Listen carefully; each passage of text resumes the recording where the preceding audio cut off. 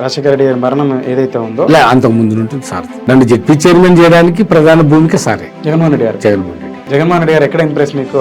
మీరు 3 తరాల వాళ్ళకి సింక్ అయ్యారు. జగన్మోహన్ రెడ్డి గారిని కూడా సేమ్ రాజశేఖర రెడ్డి గారి వారసత్వం కిందనే జగన్ యువసేనాన్ని పెట్టియడము. జగన్ యువసేన అంటే జగన్ సార్ ఫస్ట్ ప్రమోట్ చేయడం సమాజానికి. ఏ కార్యక్రమాలు ఉండేది ఆ యువసేనతో? వెల్ఫేర్ యాక్టివిటీస్, పేద ర్యాలీ చేయడం. అయితే మీరు మీ మిత్రులకు సంబంధించిన ఆధ్వర్యంలో జరిగే మొదటగా బాగా అంటే జగన్ సార్ కూడా మేము చేసే యాక్టివిటీస్ వెల్ఫేర్ యాక్టివిటీస్ మంచివి కాబట్టి ఆయన కూడా ఎప్పుడు ఏ రోజు నో అన్నాడు కాదు. జాగ్రత్త చేయండి, చెడు పేరు రాకూడదనేవాడు. ఏ కార్యక్రమం చేసినా కానీ ఒళ్ళు జాగ్రత్తగా ఉండాలి. మనకు పొరపాటున కూడా చెడు పేరు అనేది ఎక్కడ కూడా ఏ ఊరు కూడా ఆపాదించకూడదు అనే కాజీలు ఇచ్చేవాడు. ఉమ్మడి కర్నూలు జిల్లాకి జిల్లా పరిషత్ చైర్మన్ గాను, నందికొట్కు నియోజకవర్గానికి శాసనసభ్యులు గాను ఉప నాయకులుగా తీర్చిదిద్దినటువంటి లద్ది వెంకటస్వామి గారు ఈ రోజు మనతో పాటు ఉన్నారు. ప్రస్తుతం వైఎస్ఆర్సీపీలో కొనసాగుతూ ఉన్నారు. పలు రాజకీయాల అంశం మీద ఆంధ్రప్రదేశ్ లో ఏ విధంగా ఉన్నాయి రాజకీయాలు అని చెప్పేసి. నమస్తే. జగన్మోహన్ రెడ్డి గారితో అప్పుడైనా మీ పరిచయం, మీ ప్రయాణం? రాజశేఖర రెడ్డి గారి మరణం ఏదైతే ఉందో అంతకు ముందు ఉంటుంది సార్. నన్ను జెడ్పీ చైర్మన్ చేయడానికి ప్రధాన భూమిక సారే జగన్మోహన్ రెడ్డి గారు. జగన్మోహన్ రెడ్డి మీకు అయితే 3 తరాల నుంచి అంటే రాజారెడ్డి గారు, తర్వాత రాజశేఖర రెడ్డి గారు, తర్వాత జగన్మోహన్ రెడ్డి గారు. అక్కడ ఇంట్లో ఇప్పుడు ఒక ఇంట్లో తిరుగుతున్నప్పుడు చేస్తున్నప్పుడు లేదు కదా. ఇప్పుడు కొంత వారికి మైండ్ సెట్ అయిన వాళ్ళు మళ్ళీ వాళ్ళ కుమారుడి మైండ్ సెట్ అవ్వకపోవచ్చు, కుమారుడికి సెట్ అయిన వాళ్ళు మళ్ళీ అంటే 3 తరాలు. అప్పుడు మీరు 3 తరాల వాళ్ళకి సింక్ అయ్యారు. అప్పుడు జగన్మోహన్ రెడ్డి గారిని కూడా సేమ్ రాజశేఖర రెడ్డి గారి వారసత్వం కిందనే ఒక బలమైన నాయకుడిని తయారు చేయాలని నేనే అప్పుడు జగన్ యువసేనాన్ని పెట్టియడము. ఇవన్నీ ఫస్ట్ జగన్ యువసేన అంటే జగన్ సార్ ఫస్ట్ నేను ప్రమోట్ చేయడం సమాజానికి. జగన్ యువసేనాని ఎప్పుడు అండి అది 2008-9 మధ్య. ఏ కార్యక్రమాలు ఉండేది ఆ యువసేనతో? జగన్ యువసేన అనే వెల్ఫేర్ యాక్టివిటీస్, వెల్ఫేర్ కార్యక్రమం, యూత్ ను అట్ట. ఇప్పుడు B M Madhusudan Reddy present MLA Kalahasti, Jagan యువసేనకు చైర్మన్ అనుకుంటా, చైర్మన్ ప్రమోట్ చేశాం. అయితే రాజారెడ్డి గారు కానీ రాజశేఖర రెడ్డి గారు కానీ మీ పనితనాన్ని లేకపోతే మీ చాతుర్యతని, రాజకీయ చాతుర్యతని మంచిగా పసిగట్టగలిగారని జగన్మోహన్ రెడ్డి గారు అది తీసుకోలేకపోయారు.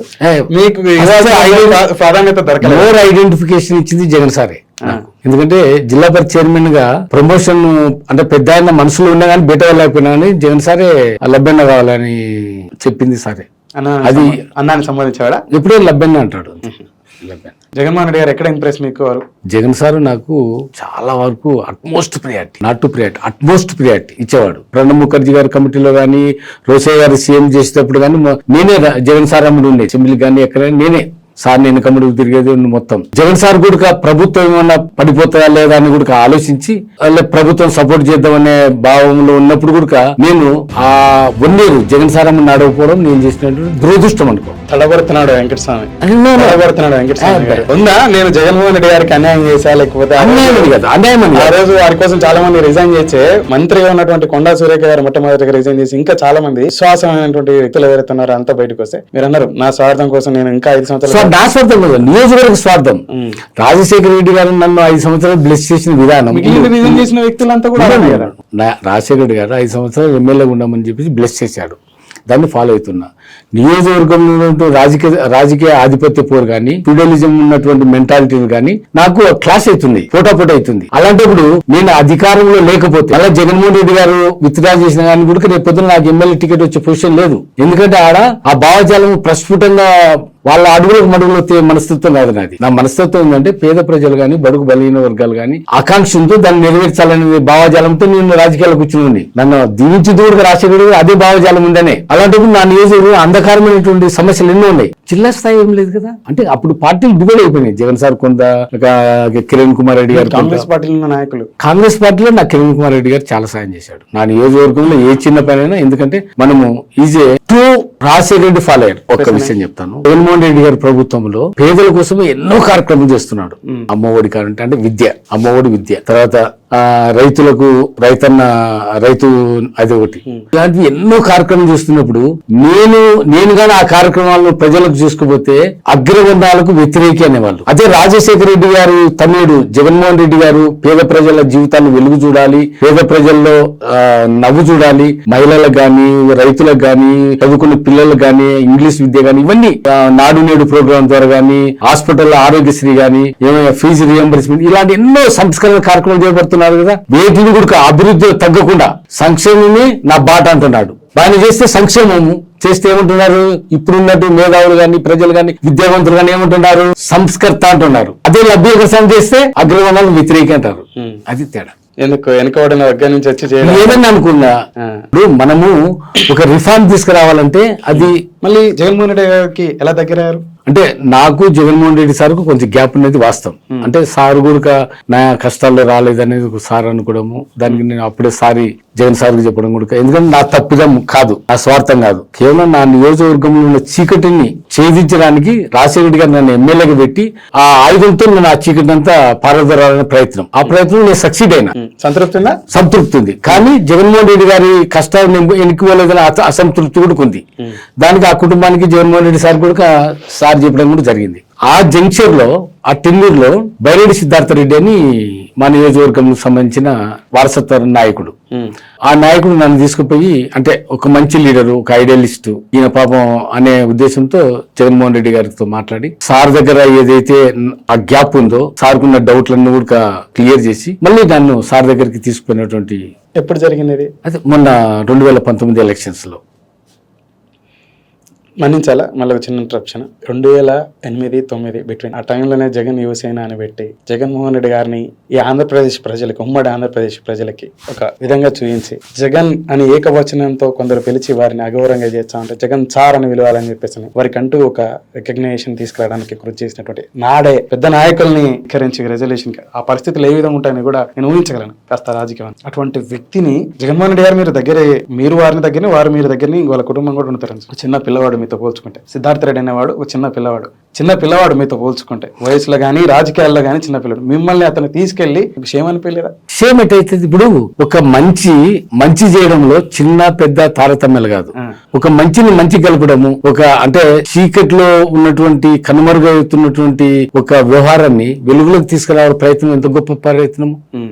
సిద్ధార్థ రెడ్డికి వయసులో తక్కువైనా కానీ వ్యవహారంలో నాకున్న చనువున్న పెద్ద పరిచయితులు కూడా నన్ను జగన్ కు దగ్గర చేయాలనే కనీసం ఆలోచన కూడా రాలే, కలపాలనే ప్రయత్నం కూడా చేయలే. వయసులో చిన్నైనా, అనుభవంలో చిన్నైనా అని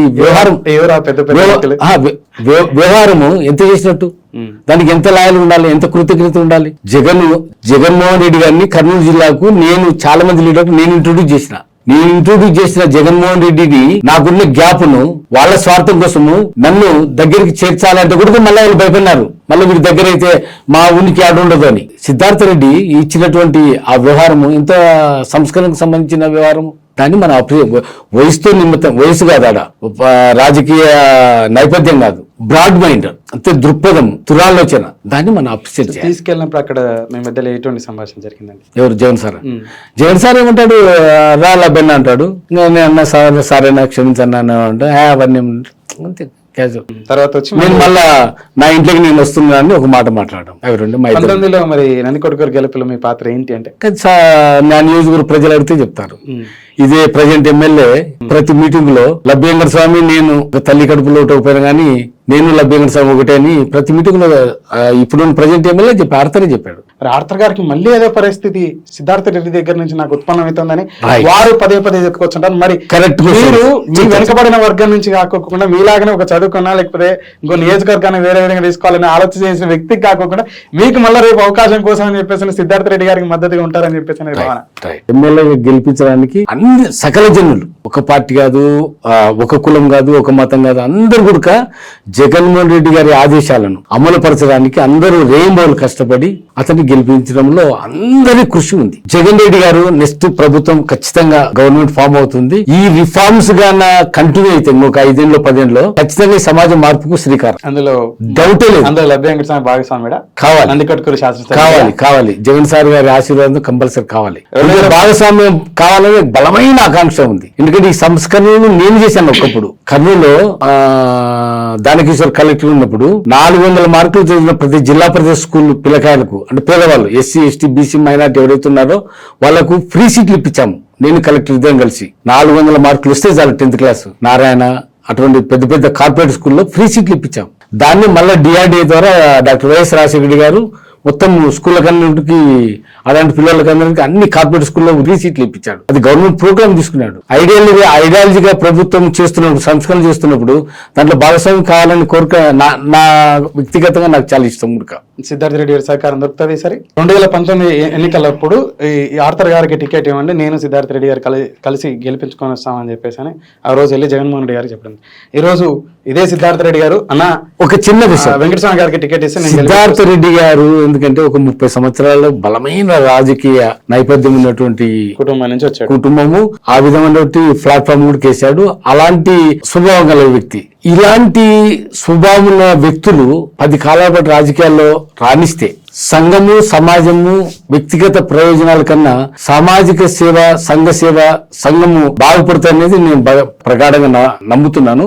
సిద్ధార్థ రెడ్డి ఏదైతే రిఫార్మ్స్ అంటే ఈ సంస్కరణల భాగస్వామ్యంలో అలాంటి ఐడియలిస్ట్ కాబట్టి నా అభ్యర్థన కానీ ఇంకోటి దాన్ని కానీ ఎవరైతే ఆ సమాజ శ్రేయస్ కోసము రాజకీయాలను ఒక ప్రొఫెషనలిజం తీసుకొని భావించి దానికోసము కష్టపడతారో అలాంటి వాళ్ళని ఖచ్చితంగా ఎంకరేజ్ చేస్తారు. దాంట్లో డౌట్ లేదు. ఎందుకంటే రీసెంట్ గా మా మున్సిపాలిటీ మార్కెట్ యార్డ్ ఒక మైనార్టీ అమ్మాయికి ఇప్పించాడు.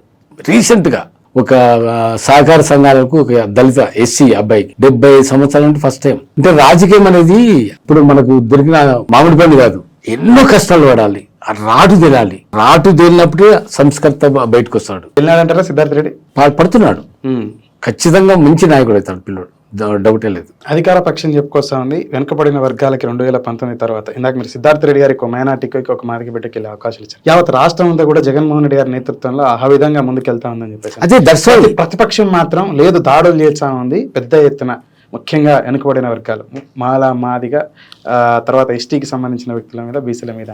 జగన్ సార్ ఒక మాట అంటున్నాడు, గుర్తుందా? ప్రతి మీటింగ్ లో అంటున్నాడు, జరగబోయే సమరం పేదవాడికి పెత్తందారుడు, పేదవాడేవుడు, పేదవాని మన్నలను పొందేవాడేవుడు, పేదవాని కోసం ఎన్ని సంస్కరణలు ఏ ప్రభుత్వం ఏ నాయకత్వం చేసింది, వాటిని ఎవరు విస్మరించారు అనేది కంటెంట్. అందుకే ఆ స్లోగన్ అదే వైఎస్ఆర్ నినాదం, వైఎస్ఆర్ పార్టీ నినాదం.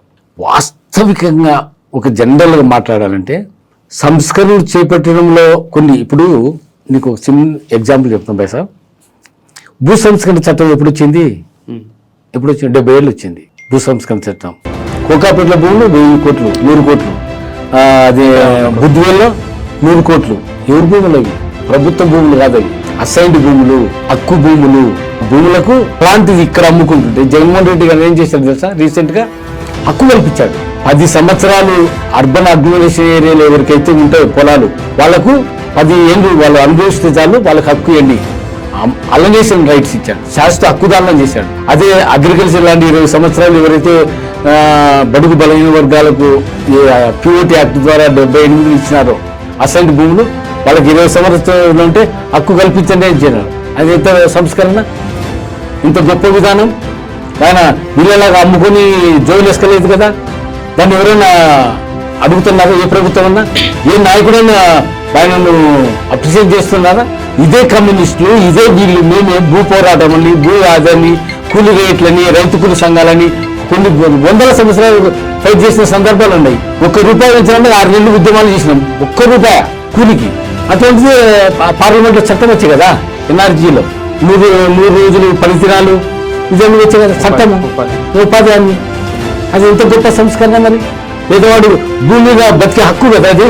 దాంట్లో అంతకుముందు పేదవాడు భూమిలో బతకాలంటే ఎట్ట అమ్మ రామచంద్ర అనే టైప్ ఉండే. మళ్ళీ అదే పేదవానికి 1000 కోట్లు, లక్షల కోట్లు, 100 కోట్లు ఉన్నాయని పేదవాడు మీరు అమ్ముకుంటూ అంటున్నాడు కదా. శాశ్వత పట్ట గవర్నమెంట్ ఆమోదించింది బ్రదర్. అది జగన్మోహన్ రెడ్డి గారి యొక్క నేపథ్యం, కమిట్మెంట్ పేదరికం పైన. ఇదండి పలు అంశాల మీద లబ్బి వెంకటస్వామి గారి అభిప్రాయం. రాజారెడ్డి గారి దగ్గర నుంచి రాజశేఖర రెడ్డి గారు అయితే ఏంటి, నేడు జగన్మోహన్ రెడ్డి గారితో ప్రయాణం చేసినటువంటి లబ్బి వెంకటస్వామి గారు చెప్పుకోవచ్చు అన్నాడు. వారు చెప్పుకొస్తున్నది ఏంటంటే పేదల మీద నిజంగా చిత్తశుద్ధితో ముందుకెళ్తా ఉన్నాడు జగన్మోహన్ రెడ్డి గారు. ఆర్థిక స్థితిగతులను మెరుగుపరిచే ప్రయత్నంగా ముందుకెళ్తా ఉన్నాడు. రాజకీయ అవకాశాలు పెంపొందిస్తూ ఉన్నాడు. రాజకీయ విమర్శ చేయాలి కాబట్టి ప్రతిపక్ష పార్టీలు కానీ, ప్రభుత్వాన్ని విమర్శించే వ్యక్తులు కానీ అక్కడక్కడ జరిగినటువంటి దాడిని మరో విధంగా చిత్రీకరించి చెప్పుకొచ్చే ప్రయత్నం చేస్తూ ఉన్నారు అని వారి అభిప్రాయం. 30 సంవత్సరాల సుదీర్ఘ రాజకీయంలో వారి కుటుంబంతో ఎంతో సన్నిహిత సంబంధం ఉంది.